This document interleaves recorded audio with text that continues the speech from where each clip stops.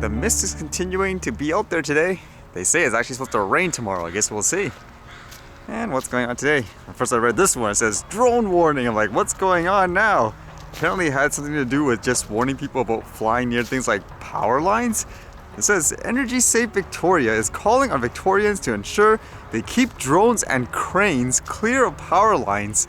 ESV is investigating an incident which occurred on January 5th at Brimbank Park, which resulted in two men aged in their 40s being taken to hospital after they were injured while allegedly trying to retrieve a drone stuck in power lines.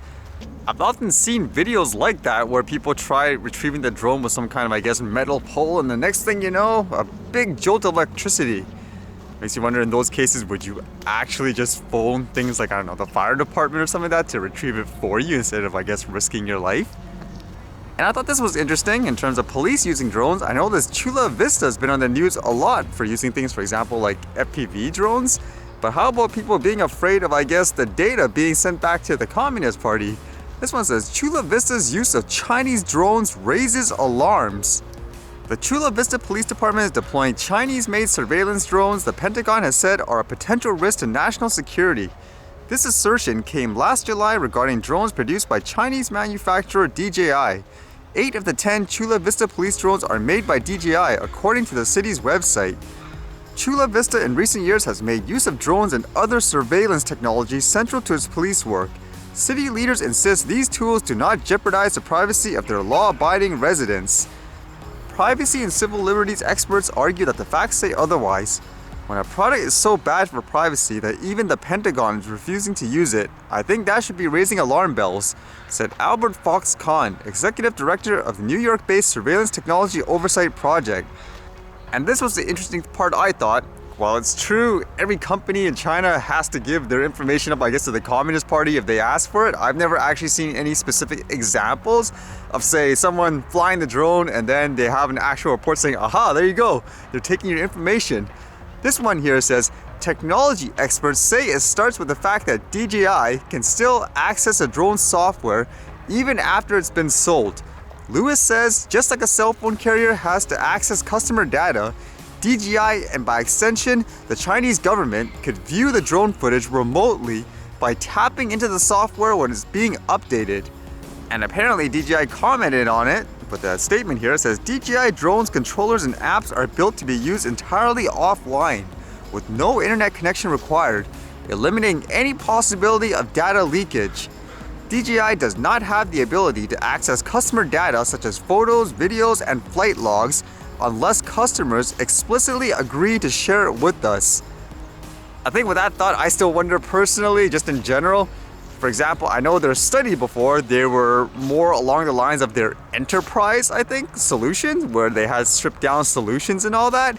But for the average individual, I don't see how that's 100% true, where you don't have to like share information and all that. With their geofence, for example, you have to go through them. It doesn't matter, right? Even if you have like permission here and there, you still have to give all your information to unlock it, as an example. So I don't see how they can say that in that aspect.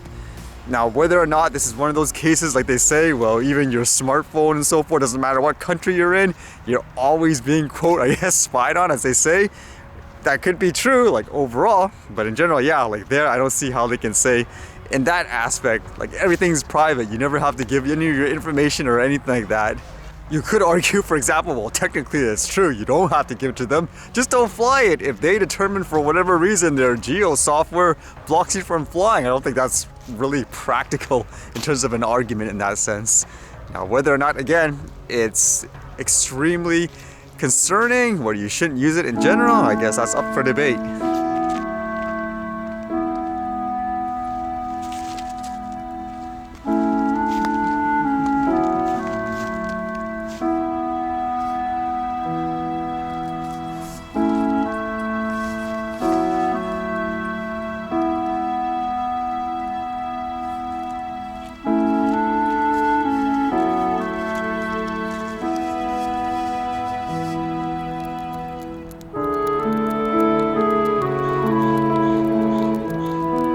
That's actually a good thing that they're afraid of dogs, so whenever it sees the coyote, it'll still run away, so to speak.